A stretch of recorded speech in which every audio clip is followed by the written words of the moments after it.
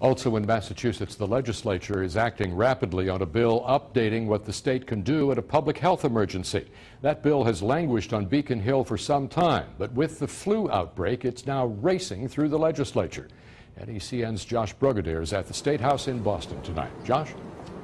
RD, the state Senate passed this bill, Bill 2028 today. They did so unanimously, and it gives the governor and the health commissioner the power to act in the public's interest in case in any kind of medical emergency.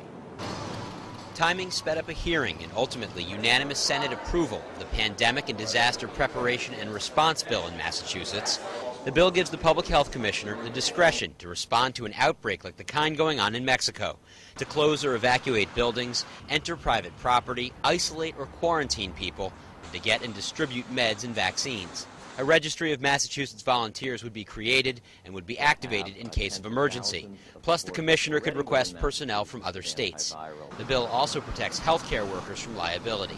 Concerns about the spread of swine flu meant lawmakers, such as Worcester County Democrat Richard Moore, didn't want to take any chances. It's too bad that we have to have something like that pending to get us to finally act, but this was actually on the calendar before that became a news story. So it's not that it's totally that, but it does give us another reason why it's a good idea to have this on the books. And RD, the bill has actually passed the Senate a couple times the past few years, but has never passed both the Senate and the House. The House is expected to take up the bill sometime this week. Josh, any penalty if you don't follow the emergency declaration rules?